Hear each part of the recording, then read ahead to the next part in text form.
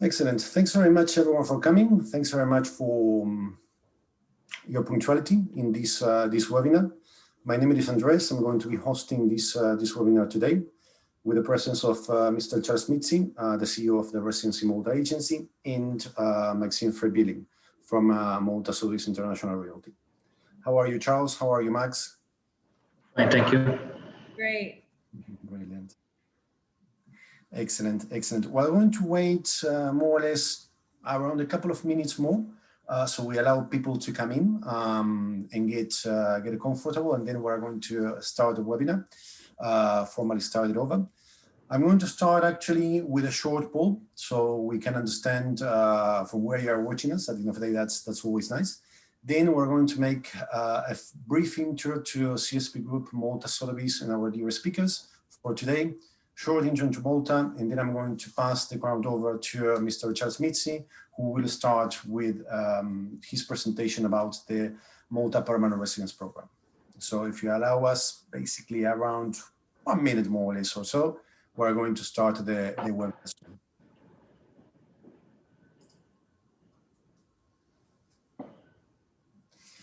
In the meantime, should you want to make any questions during the webinar, just to let you know, please kindly use the Q&A section. Basically, you have a Q&A brief.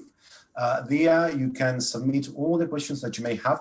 And then at the end of the webinar, we're going to answer all of those, and some of them that they have been submitted previously by some viewers. For your information as well, as you heard when the webinar started, this webinar is being recorded. Then in 1 week or so, we're going to send you the recording of this webinar, so you can watch it in the tranquility of your home and more relaxed perhaps, and you can go back and forth as many times as you want. So thanks very much again once for your patience.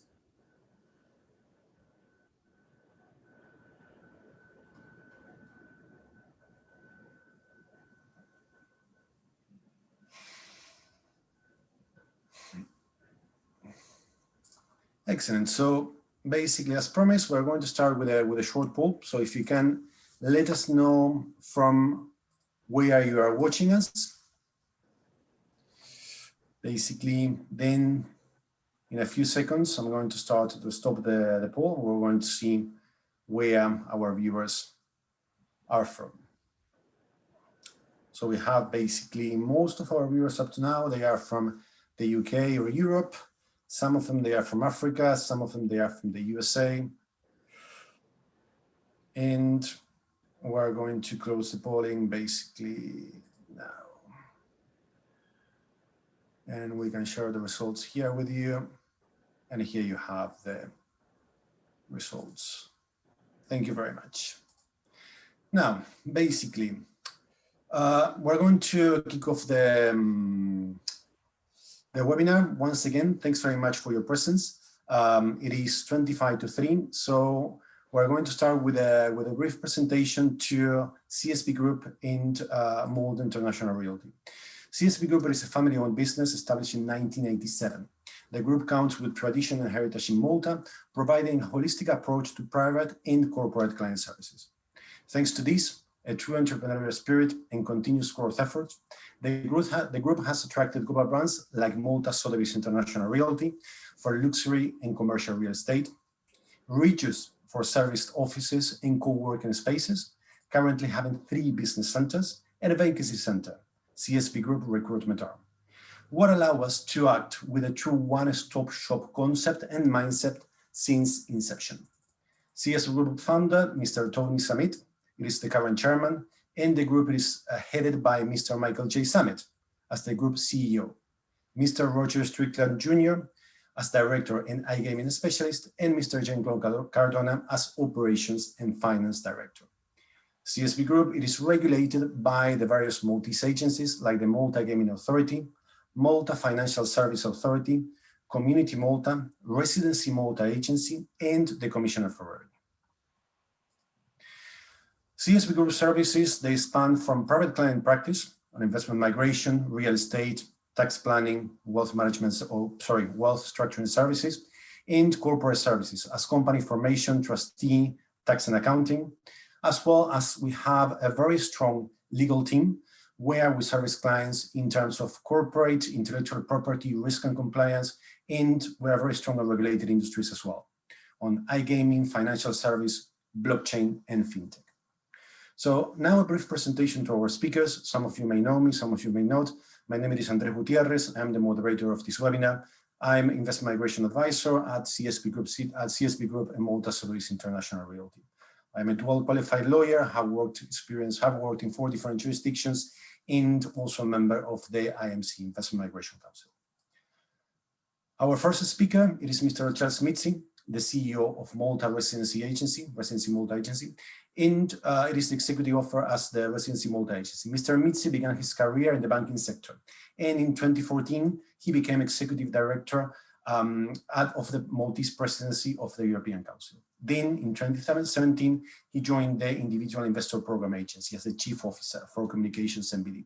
So hi, Charles, thanks very much. And thanks very much for having you once again in this webinar. You're welcome.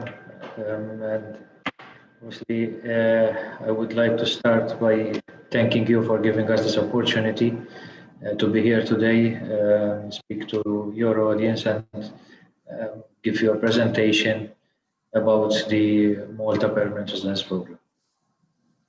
Thanks so much. Our pleasure, Charles. So, give me just 1 second. We'll continue with the short presentations. Our next speaker will be Maxine Fraivillig, Operations and Marketing Manager for Malta Permanent International Realty. And Maxine is originally from Houston, Texas, moved to Malta a few years ago and heads the Operations and Marketing Divisions and the Senior Relationship Manager at Malta Permanent International Realty. So Max, how are you doing? How is everything? Great. Thank you so much for having us, Andres, and thank you for organizing. I'm so excited to speak to everybody about Malta and our beautiful properties. Brilliant. Excellent. We very much look forward to your presentation, Max. Now, a little bit of the agenda for today. After this presentation, as we said, Charles is going to present the Malta Permanent Residence Programme, after which Max is going to be speaking about the Malta property market and is going to show you great and excellent quality properties for you to invest or live and make your house in Malta. After that, we're going to have a Q&A session. Now I'm going to do a short presentation about Malta and specifically what we are talking today, which is citizenship and residence planning. And at the end of the day, what it is that? Citizenship and residence planning, it is very important, is investing in a new asset class. And at the end of the day, what we want to know after COVID, when COVID stops, we want to know where to start. And we want to start actually in a place where it's a safe harbor. It has a good healthcare system. It has good education. It has a law-abiding population. We want to, at the same time, through residence planning, we want to financially diversify, making a smart investment in a very sought-after, perhaps, properties. We also want, at the same time, to gain tax efficiency. Plan carefully, citizenship and residence planning can help for this. Also, investing in real estate helps for wealth preservation and also gives access to markets at the end of the day. Finally, all of this combined, they also give access to lifestyle, travel flexibility, second residency, and specifically making Malta as your place and the place that you want to be. And as we're going to see in the next slide, basically Malta ticks all those key motivations to invest in residency or to invest in citizenship. So basically Malta is a safe harbor. It has first-class healthcare. It was one of the less impacted by COVID-19, and up to today, Malta has herd immunity. It is a small country, but takes a big effort to do that, basically. Same time, obviously, having been an island makes disease control easier, but this is not a small feat at all in anything whatsoever. Malta has also a very strong and stable economy. Malta rating it is stable. It has been stable during the whole pandemic. Also has a very strong property market, as we're going to see later with Maxine. It is strategically located, basically 3 hours away from the main capital cities, 1.5 hours to some, and it is a great place not only to live, but also to do business. And finally, basically, you have the access to world-class education that Malta can offer. As a country overview, Malta has approximately 500,000 inhabitants. It has memberships of the European Union, the Schengen countries, and the Commonwealth. As we said, it is strategically located, and English and Maltese are the official languages, and Italian is spoken. Finally, and to end with this, some data comparison and the economic forecast for Malta, and a little bit of an overview. During 2017, 18, and 19, it has a very steady growth and very high growth, actually 6.7, 6.8, more or less. Obviously, then shrank with the pandemic, but a very high growth. Just to give you one idea, the UK in 2020 shrank 10.3%, 1 percentage point more than Malta. And in 2021, it is forecasted to grow only 3.3%, whilst Malta is basically on 4.5. Greece has shrank 10%, so basically it's at minus 10% in that chart, and it is forecast to grow 3.5%. Something similar happens with Italy, Portugal, or Spain. So Malta is a very, very strong, resilient country. It's a great place to make your home, to make it your house, and to make a smart investment move and decision. Based on that, I would like to end my presentation here, and I would like to pass the grant to Charles, who is going to be speaking about on how you can get into this safe harbor that is Malta. Charles, thank you very much. Thank you, Andre. I will start by sharing the presentation.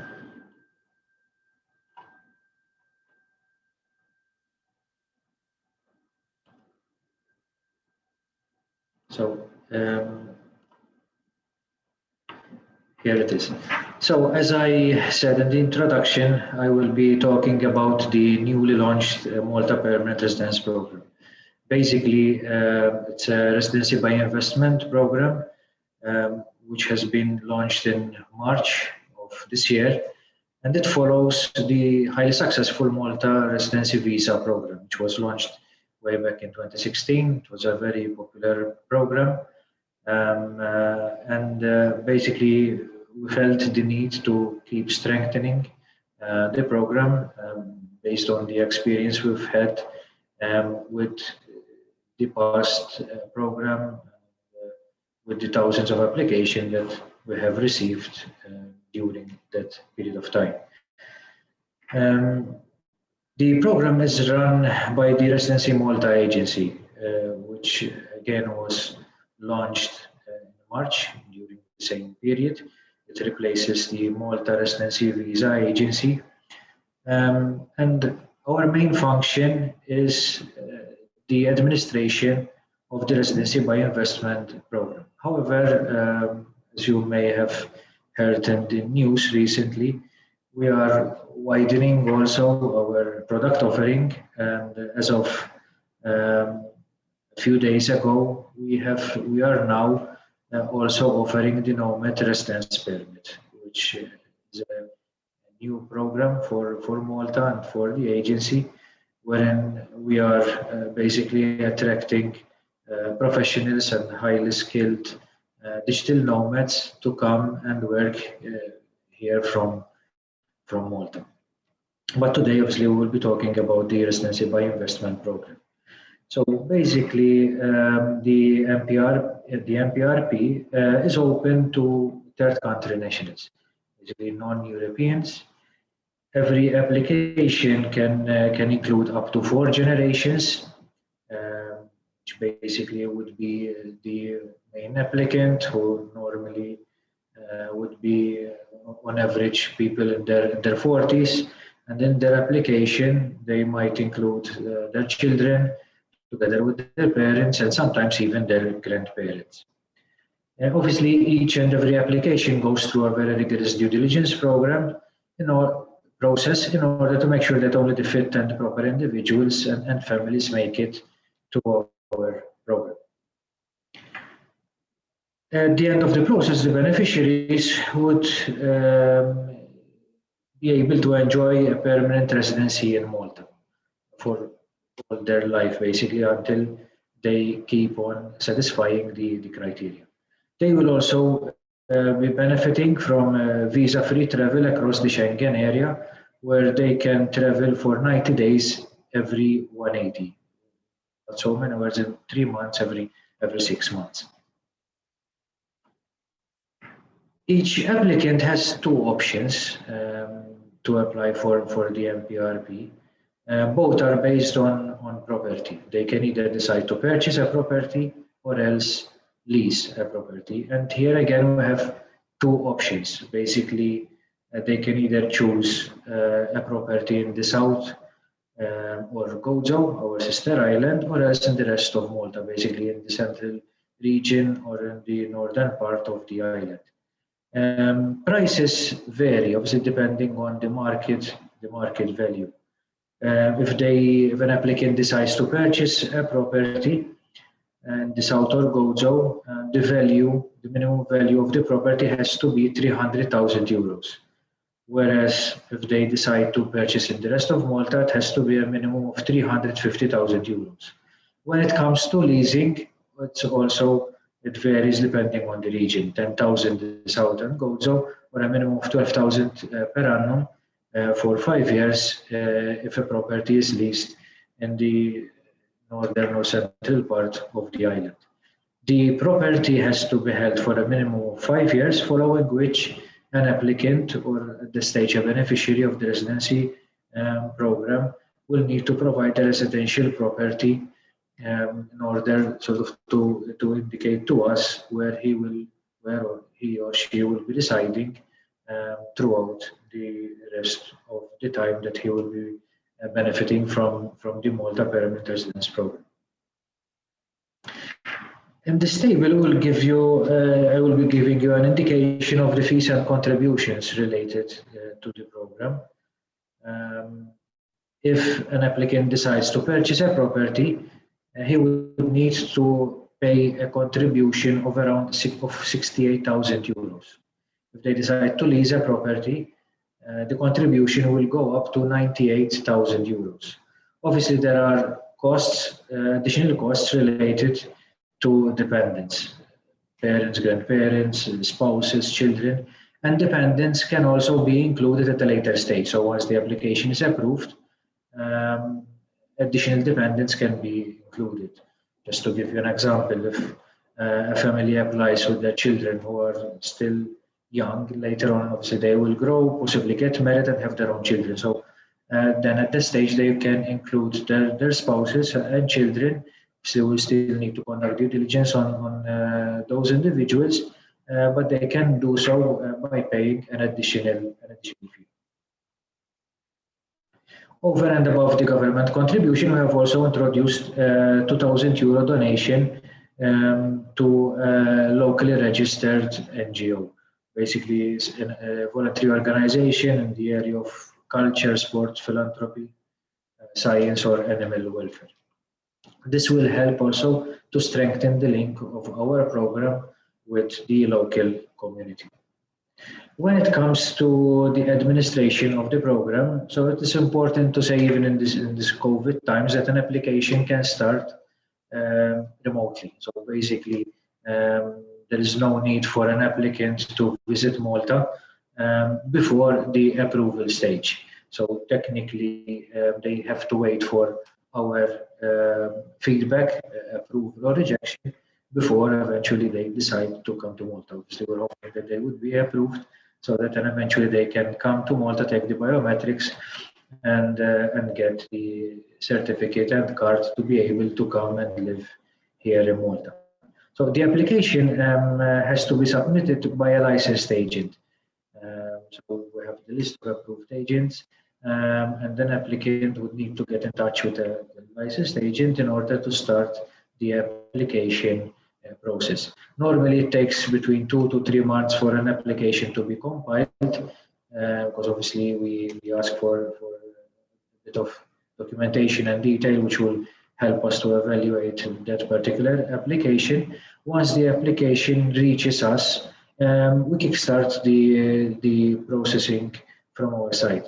Normally, it takes between 4 to 6 months for an application to be approved. However, we've recently invested heavily in the operation side of the agency. And at the moment, processing time is in the region of 3 months. We are actually committed to provide feedback between 4 to 6 months, obviously depending on the quality of the application. If we have documentation which is missing or questions from our side, that obviously that application process would be halted until we receive further documentation or replies from the applicant. But in general, it's taking us between 3 months to give a reply to the applicant. We will also sort of be investing even further, even with a new IT system, which will help us to become even more efficient and hopefully further reduce the waiting time by the applicant. This slide I will take you through the due diligence process. It's quite a rigorous process, as you can see in this slide. It's a 4-tier due diligence process, which kickstarts by the agent's KYC, the Know Your Customer process, which the agent is required to do on each application. Once the application reaches us, we will then start by checking the validity of the documents. Obviously, if we find any missing documents or something which is not appropriate, we will come out with questions. Then we will get police clearance. The checking process is quite detailed. It goes through a 7-step process, which includes even checks by Europol and Interpol. Then we will start our proper due diligence process, where we investigate companies and affiliations, bank transactions, all the relevant information related to that particular application. In parallel, we also commission a background verification report by international due diligence companies to be able to build a true picture, the whole picture of the application in hand. Finally, our analysts will compile a report which will be presented to an independent board of approvals, who will take the final decision on whether an application is approved or not. Obviously, our monitoring will keep going because every approved application has to meet a number of criteria. We conduct annual compliance on every application, and we also conduct ongoing monitoring just in case an approved applicant defaults at a certain point in time. So in that case, if we receive an alert or hit about a particular applicant, we will eventually investigate, and if need be, we can revoke the permit.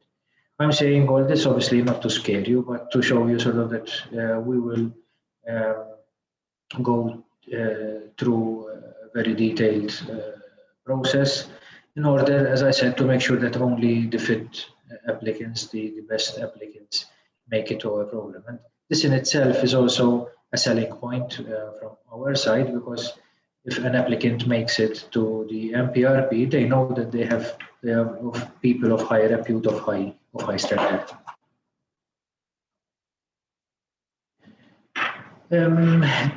Obviously, this thing takes me to what we see as the USPs, the program USPs. As I said, so the fact that we have a robust program, and we believe that it's highly reputable, it's a very strong program, and beneficiaries should be proud that they eventually hold a Maltese residence card.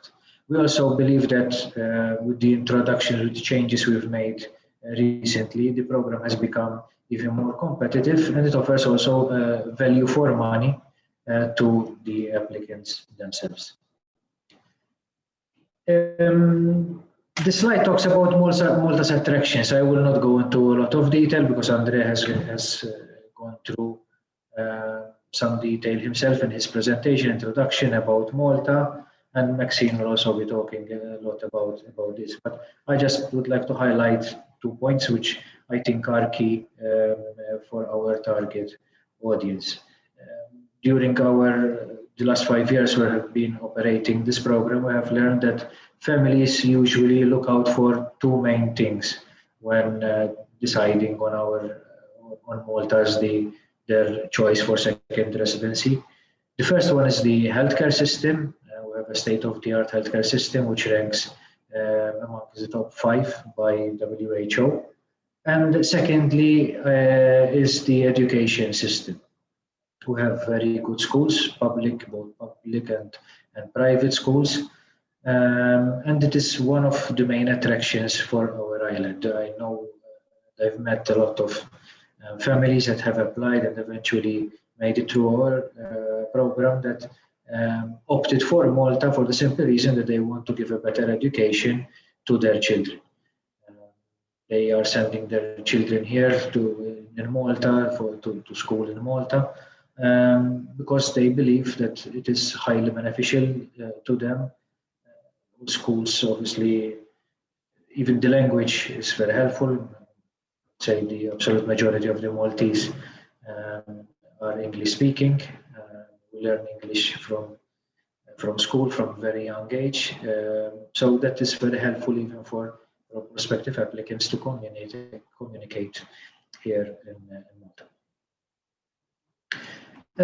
Finally, I would reiterate the fact that as an agency, we are sort of investing heavily in efficiency. That is our top priority at this moment in time. We invest a lot in our human resources in order to make sure that we give a very good support and service to our target audience, to our agents, and ultimately to our applicants. And as I said, we will keep on investing to make sure that our service is second to none. And finally, a point about integrity. Obviously, this industry, I think it's very important that we maintain very high standards, and integrity is also a focal point for us. So that brings me to the end of my presentation. I will be here to answer any questions that you may have at the end. And I hope that we can eventually see you here in Malta and welcome you as new MPRP applicants. Thank you. Thanks so much, Charles, for that presentation. Very much interesting and very clear. I think that there are two things which are highly relevant for today that you mentioned and that you touched based on, or three actually. I would say that the first one is robustness, integrity, due diligence. I spoke at the beginning, and we speak always, about the key driving forces for clients and for applicants, and there are various. In the case of Malta, I mean, high standards in terms of education, healthcare, as you mentioned. And from a market perspective, the mass migration practitioners, what we are seeing, that the ones that we have been 5, 10, 15 years in the market, that bar on compliance has been constantly raised and has given more and more importance. And I particularly what I always have seen it is that Malta always made that next step in order to raise the bar. And that is hugely important because now people that they come for the PRP, that they come for the main regulations, they know that the applicants that they have been granted with this residence card, they're going to be applicants of higher standards. And they are not going to be bad apples, as we say it sometimes. And that, as you said, it is a key, effective, and selling point, together with transparency. Yes. That's the way that we like to do business as well. So we are much more than comfortable working with that way. The other thing, it is second thing that you mentioned for the client's perspective. It is really important that the client actually, it is not that he has to invest and then apply. It is that the client can apply, pass all the checks, and then once he has the security, he will either to make the commitment of the investment. And that, especially now with the COVID, we have seen clients that they have gone for the PRP, previous MRVP, for the main, for previous IIP, that they just basically they followed this rule, not obviously for the IIP because they need to be present, but for the PRP specifically, they follow this because they feel much more comfortable. So that is another very important thing. And the third one, it is the property actually. The property, as you mentioned, has different values from one part to the other. It can be a lease, it can be a purchase. But as we're seeing before earlier in the presentation, and as we're going to see later now with Max, the property market in Malta has always been booming, strong, very, very resilient. But at the end of the day, there's no better person to tell you about that Max from Malta Sotheby. So please, Max, ground is yours. And thanks very much. Thank you. Okay, I'm going to share my screen. Hold on. Just 1 second. There we go. Share. Okay, here we go. So thank you guys so much for tuning in. As Andres noted in the beginning, I am from the United States. So moving to Malta 5 years ago was the best decision I ever made in my entire life, and I'm not being dramatic. I love Malta not only because of the salient features, so you have the sun, you have the sea, amazing restaurants, and amazing Mediterranean lifestyle. The airport here is super quick to get in and out of, so you can go to all of the major European hubs. But the main driving force of what I love here is the people. The expat community really makes you feel at home no matter what your nationality is. And the fact that everybody speaks English is just such a natural progression to come here. And I do encourage you guys all to reach out should you have any questions about the lifestyle here or property. I'm happy to give my own personal experience. And I truly love the island. So, I mean, I'm sure that shows in my demeanor. But let's get into property. I first want to show you a quick video about who we are at Malta Sotheby's International Realty to familiarize you with kind of the brand. So it's just really quick here. Can you guys see it? Okay.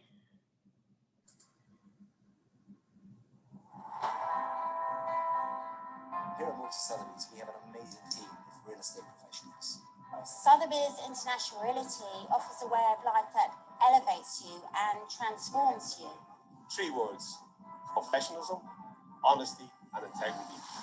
We believe in offering unparalleled and unrivaled quality properties to our clients. We represent the most luxurious and amazing properties throughout the Maltese Islands, and our close affiliation with the auction house means that we're a brand of heritage, prestige, and of course history. For those who aspire to live an exceptional life, there's only one brand that can set the standard.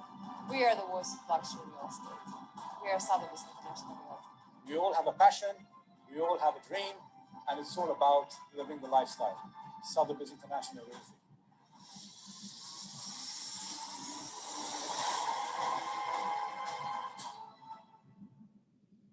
So that video was taken at a team building event for Malta Sotheby's, which was on a yacht. So we don't do that kind of stuff in Texas. So that's another reason why I love Malta. But let's talk about the Malta property market. So Malta's property market has consistently been one of the top performers in the EU. It's seen investment returns which outperform other sectors such as precious metals and commodity. And real estate here is well known for being a big part of many successful investment portfolios. So market analysis predictions are no longer to wait to buy property. They say the time to buy is now. And in Malta, the best time to buy was yesterday, but now is the second best. So if you need any suggestions, I will show you. But here are a bit of statistics for you. Through the global pandemic, real estate market has been very resilient here. In January 2021, we saw 27% more contracts being signed over January 2020. And then the data shows that the demand for housing in the country is comparable to pre-crisis levels despite the closed border. So this is great. So as Mr. Mizzi was saying, while you are abroad or remote, you can start your residency application. The same thing is true for your property search. Due to technology, we can show you properties remotely if you can't get to Malta. And we have closed a number of sales this way. When the clients eventually do come to Malta, they are over the moon happy. So they've been very successful. Okay, so COVID has also been better than expected here. So 75% of our population is already fully vaccinated. So we've reached herd immunity. We have one of the lowest daily COVID rates in the world, and we're considered to be one of the safest EU countries to visit right now. So we're open for tourism. So please feel safe coming here. There are still a few countries which are not allowed to come to Malta, which are on the red list. The United States is included in this list. My mother actually next month is getting around this by renting a villa in an amber country or a safe corridor country for 2 weeks. So there are ways to get around this. But like I mentioned earlier, if you cannot come to Malta, we're happy to work with you until you can. So please reach out to us if you have any questions about if you can come, when you can come, if you feel safe coming, and we're happy to answer all of your questions. But with COVID, we're doing extremely well. And then Malta's economy. As Andres already touched on previously with his statistics, we have reached the Moneyball Anti-Money Laundering Expert Committee approved the Malta report, which is great. We have a Fitch affirmed A+ rating for good economic performance. The European Commission has a forecast of 4.6 economic growth in 2021 and 6.1 in 2022. So this is higher than the Eurozone average. So Malta is booming. It reminds me of Texas in 2008 during the recession. No matter what hits the global economy, Malta seems to be fine. And I think it's because the government and the businesses here are very creative. We always attract foreign investment and roll with the times and always evolving with new technology. So I feel very safe here. And I think your investments will be safe here as well. So now for the fun part, which is the properties. So this is what I'm passionate about. And if you have any specific needs, just go ahead and reach out to us. We'll send you a list of what could fit them. So first of all, I want to talk about lifestyle developments. So lifestyle developments are master planned communities. They have a close proximity of shops, restaurants, underground parking. It's a master planned community, which is also a special designated area. So in a special designated area, a non-EU citizen can buy under the same pretenses as an EU citizen. So this means there's no permit needed to purchase multiple properties. The property can be rented out. You can buy in the name of a company, buy in the name of a trust. So these are very attractive properties located in these developments. They have the best resale value.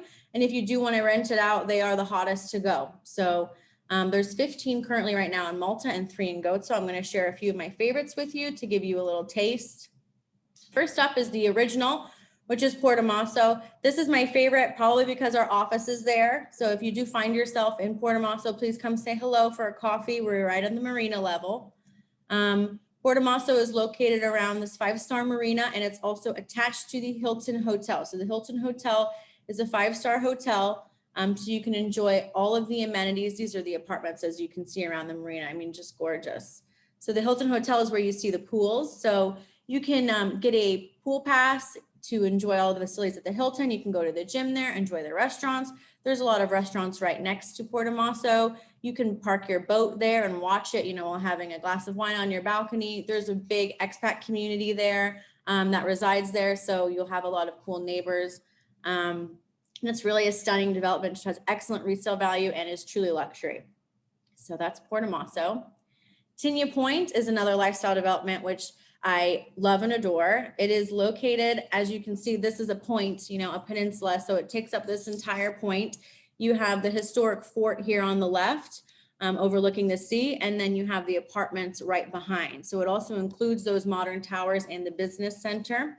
Here is one of the view shots from one of the apartments we have available, overlooking the historic fort and Valletta, the UNESCO World Heritage Capital Site. So, I mean, stunning views. You have the sea, you have the capital Valletta. I mean, just amazing. This is an example of what one of the flats looks like inside. They all pretty much look like this because they were done by obviously the same architect, which is one of the most celebrated architects in Malta. Super luxury, super modern, turnkey. We give you the keys and then you walk in, everything's done for you. So these are some amazing units. And now we are launching a new tower in the development, which is called Q3. So Q3 is a tower, Q2 was a tower, Q1 was a tower. Just to put things in perspective, when I see a new property available, well, a resale in Q2, I freak out because I'm like, who owns this property? I need it because we don't even have enough to resell to our clients. So the fact that they are putting out another tower now, these are going to go very quickly, and the best time to purchase them is of course at launch stage, because then they just keep increasing in price. Q3 is there on the left, so it's going to be all terraced, beautiful views of the sea with the park underneath, and they're doing a lot of renovations to the landscape, the natural landscape, to where you'll have the sea and greenery. It's going to be amazing. And in Tinia Point, you have this piazza. So these are all shops and restaurants. You have the largest shopping mall in Malta. There's always something to do. And of course, we have a beautiful pool, which is right there on the sea, overlooking Valletta. So if you do end up purchasing in Tinia Point, please let me know so I can borrow your pool pass. I'm just kidding.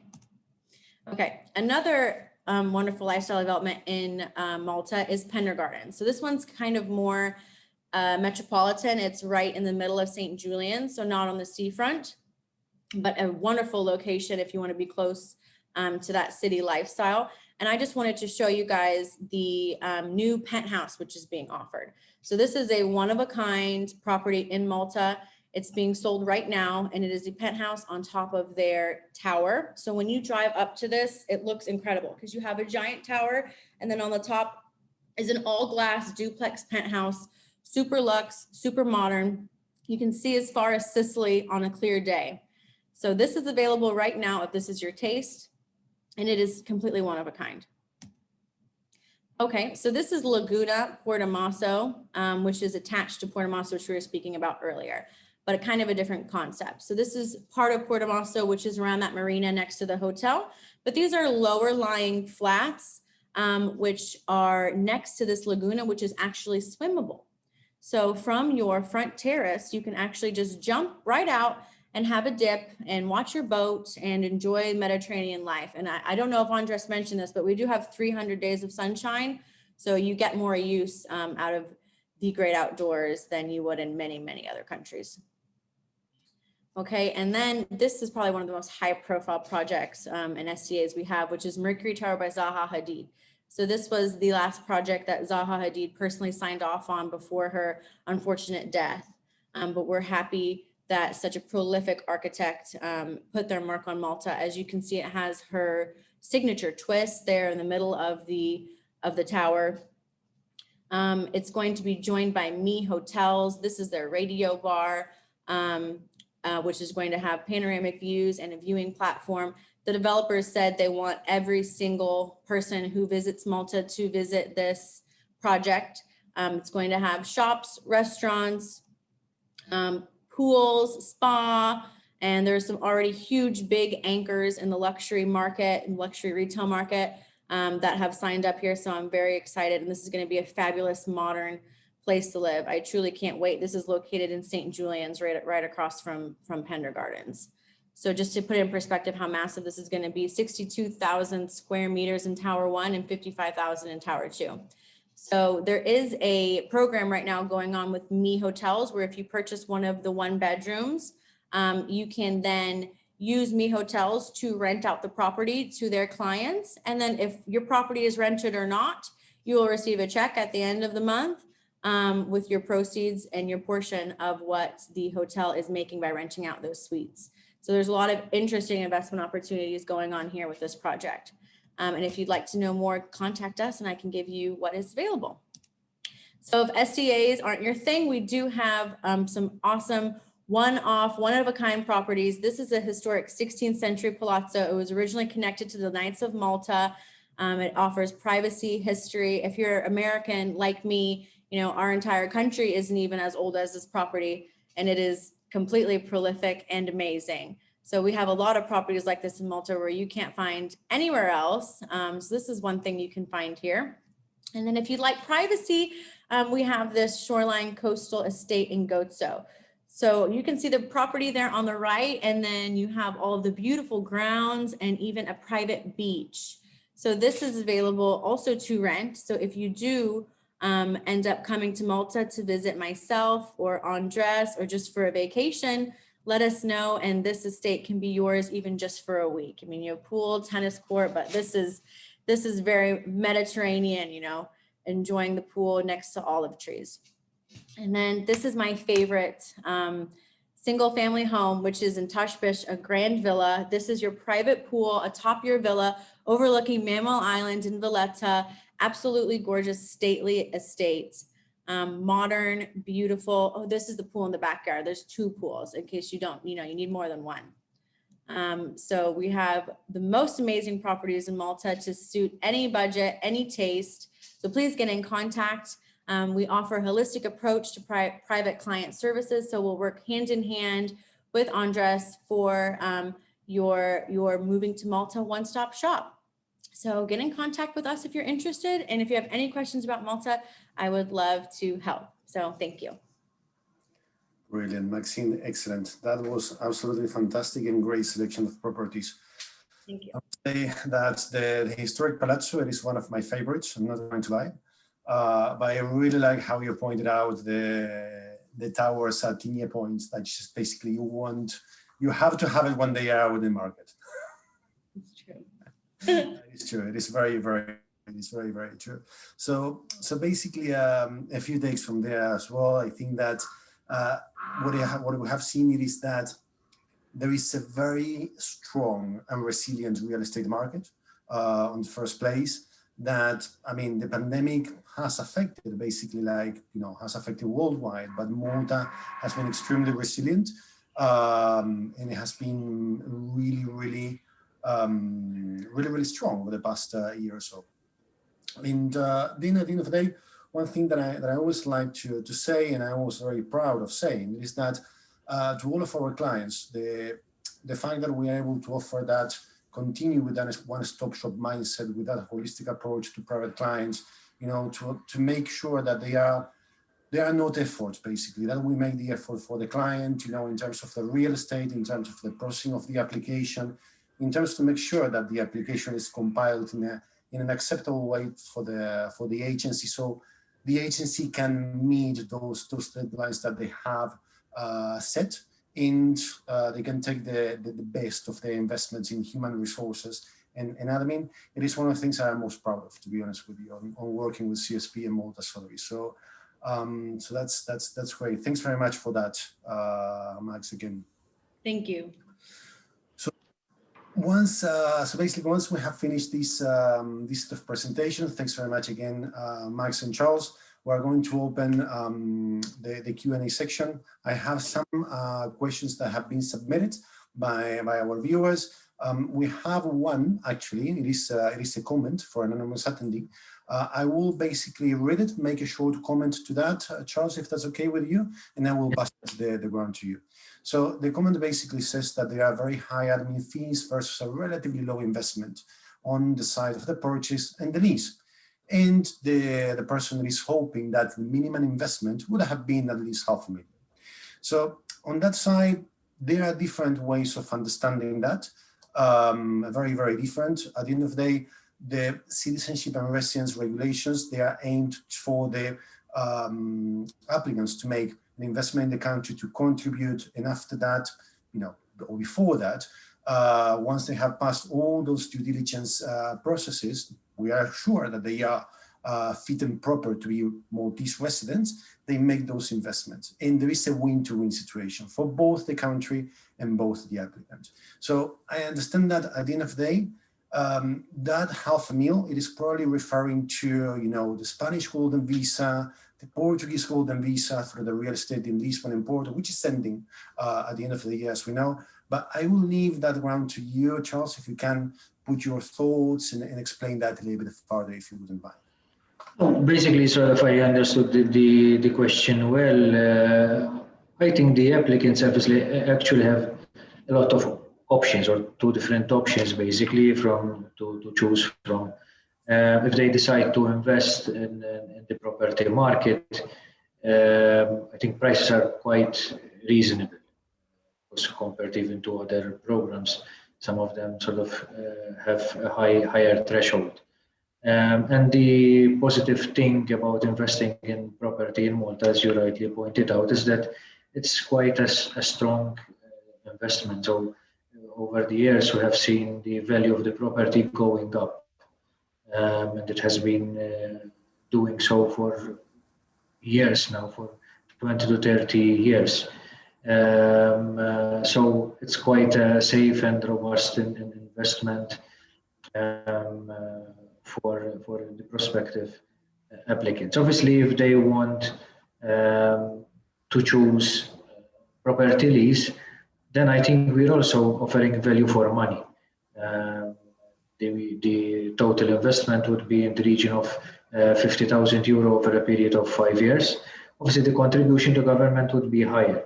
So the reason why there is a difference between the contribution given to government is also to motivate and to incentivize people to invest in property, to buy a property. That's why there is sort of this variation in the price. We believe that eventually our program is quite competitive compared to that of other programs. And as Maxine said, there are a lot of opportunities in the real estate market here in Malta, very good opportunities. And it almost guarantees you that eventually this investment will reap even more fruit in the future. So it's quite a safe investment.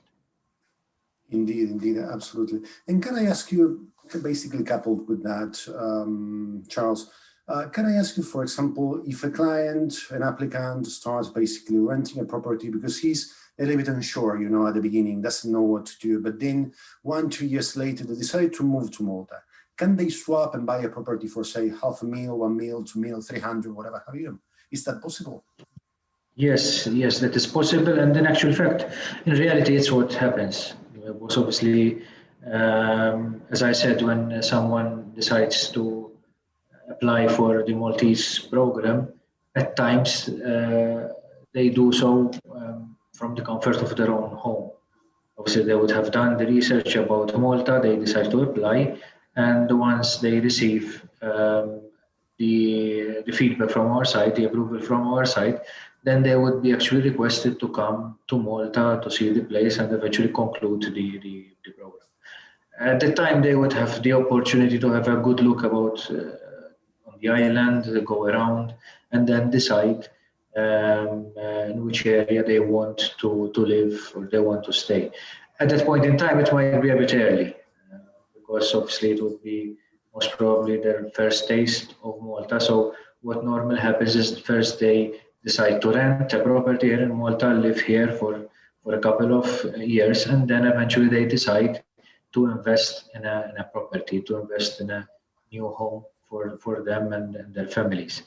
At times we have even people who go for property purchase from the outset, but then 2 or 3 years down the line they decide to choose a different place where to live, a different locality, or else they want a bigger home or a nicer home, I don't know, a nicer view.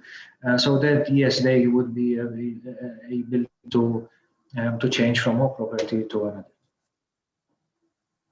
That's perfect. And let's say that basically going forward with the next question, I mean, this same family just basically really likes Malta estates, basically 2 or 3, 4 years. But there is one question actually that says, what happens after the first 5 years? Do they keep the residence? Can the property be sold? They have to renew the fees? What happens there? Basically, after 5 years, obviously they can keep their property. Hopefully, they fall in love with Malta so much that they decide to invest even further on the island. But eventually, they can sell the property and buy a property at a lower value, as long as it's a residential property and good for their family to stay here in Malta. They are free to do so. However, I honestly say that the thresholds that we have set are quite reasonable, and more or less is the average price of a good family home in Malta. Obviously, there are more high-end properties. You can also find properties of a lesser value, but from experience and considering the target audience we are looking at, I think 300,000 or 350,000 euro property is very, very, very reasonable, and it's a reflection of the current market prices. Indeed, I completely agree. And then I have one last question as well. Interesting enough, funny enough, it's just basically this person has two nationalities, Argentina and Italy, like myself. I'm originally from Argentina. I have Italian citizenship by descent and also a Spanish one. But this person is an Argentinian resident. And he would like to know if these applications for residence are the same than for EU nationals. If you can explain there a little bit there, because there is a little bit of confusion there between EU and non-EU. Compared to EU nationals? Yeah, it's just basically, he's asking if the applications for residence are the same for EU nationals. So it is about eligibility of the applicants. Obviously, there is a difference. So our program is specific for third country nationals, like the Argentinian nationals. So eventually, our program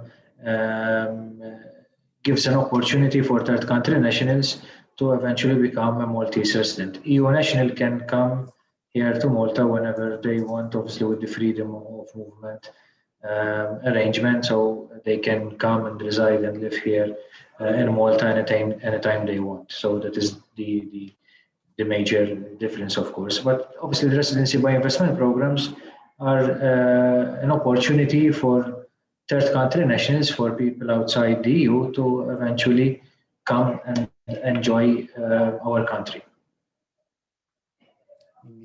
In fact, I mean, it is the best option, and as you were saying before, I mean, it is the most affordable option because for a client, for an investor that wants to reach European shores and wants to abode in Malta, looking at this from a cost perspective, it is true. I mean, we have a contribution to the government, we have the application fee, but then at the end of the day, the place that they are going to live, it is a rental, or a property purchase, which is within market criteria.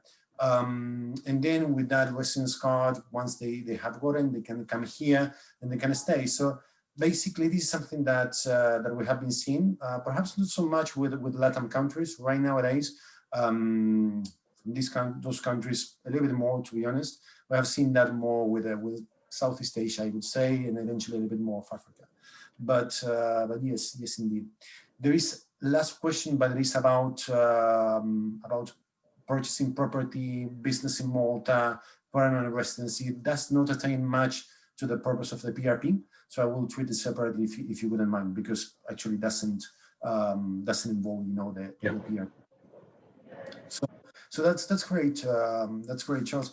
Max, can I ask you something? I mean, because at the end of the day, here with the residents, with the PRP program, with the type of clients that we are looking at, the type of clients that they are seeing as, which is basically your experience after 4 years of being in Malta, Sotheby's International Realty, the type of clients that you are assessing, they are countries of origin, and what it is that feeling that you have over the past year of pandemic. Can you give us a little bit of insight on that?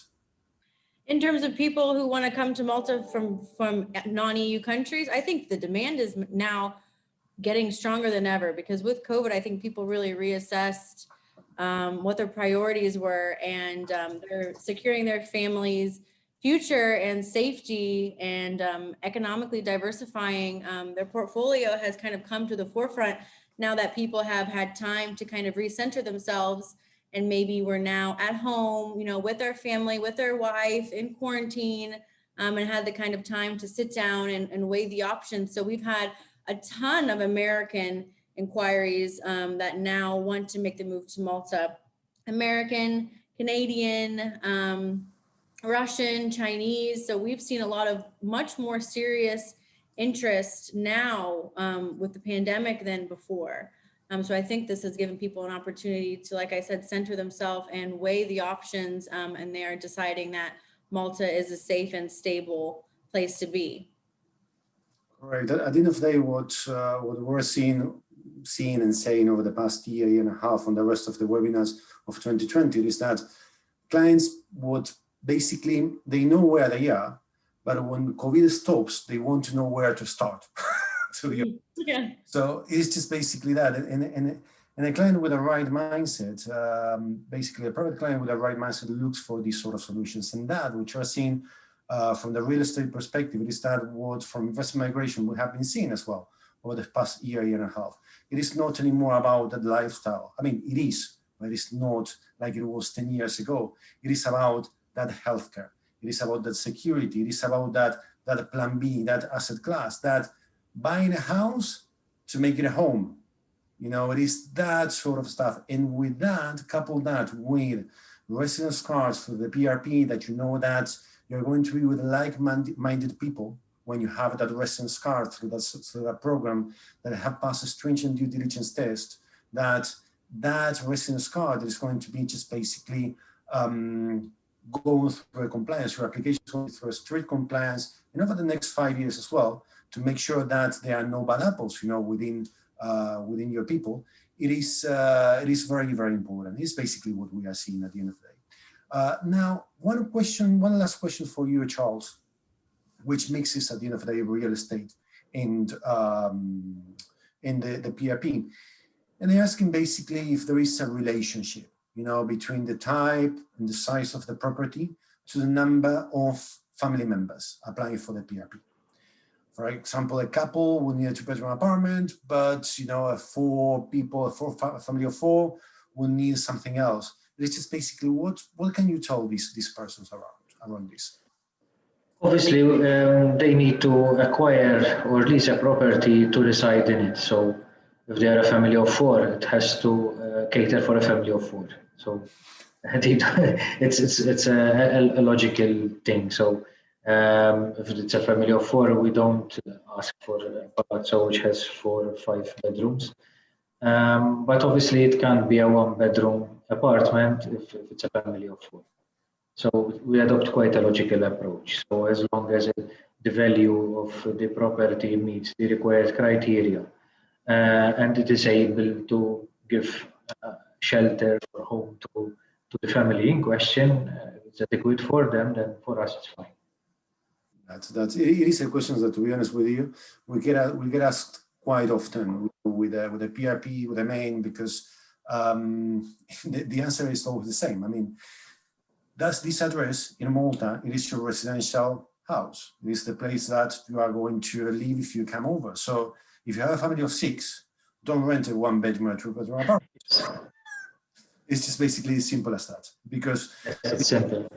It's simple. It's very, very simple. But we get that asked quite often. And what they are saying is that it is from that the question about this, it is more from the perspective of the value of the investment rather than anything else. Are there any, you know, would you look into the value of the lease or the value of the rental, or would you look into the capabilities of the real estate to give shelter to the family? What is your take there? So basically, it has to be a mix. So we have to meet the criteria, which is the value of the property. It has to be able to house all the members of the family. That is what we look after. At the end of the day, there are various options here in Malta around the island. So I think there is quite a good choice for all prospective applicants. Brilliant, excellent. So thanks very much, Charles. Well, just basically one person doesn't agree with the line of thought, but I don't know exactly which line of thought, basically. But basically, if that person, Joanna, would like to send us an email, we can just perhaps get in a call and we can discuss that line of thought over a Zoom call without a problem whatsoever. Thank you very much, Joanna. So thanks very much once again. Max, would you like to have some ending remarks, anything that you would like to add that has not been covered? No, I guess thanks everybody for attending, and thank you for organizing. And as you guys were kind of talking about holding that residency card, you're in a kind of a class of your own. And I can say that's super true. Whenever we've dealt with clients of CSB, they're very nice, smart, professional people, and they're truly a delight to work with. So I love being connected to CSB to meet people like that. So thank you. Excellent. Thank you very much, Max. Very, very nice words, and likewise here. Charles, would you like to do some closing remarks to our audience? Oh, I join Maxine in thanking you for this opportunity to be able to speak about the program. So basically, all I have to say is I hope that people in the audience would be eventually interested to join us here in Malta to apply for the MPRP. Obviously, we are always here to answer any questions that you may have. We just hope to see you in the near future. Excellent. Thanks very much. At the end of the day, I myself, having lived in different countries, coming from South America, lived in Europe, in the UK, traveled quite extensively when I was back in the UK. And being in Malta, I can say that hands down, it is, hats off, it is, one of the most, if not the most welcoming country. Feel very, very at home, perhaps of my mix of nationalities and Italian descent as well, but feel very, very much at home and enjoy the mix that Malta has to offer. And I'm very, very, very happy as well. So thanks very much once again to Maxine and Charles, and we look forward to seeing you next time. Welcome. Thank you. Thanks. Thank you very much. Thank you. Bye-bye.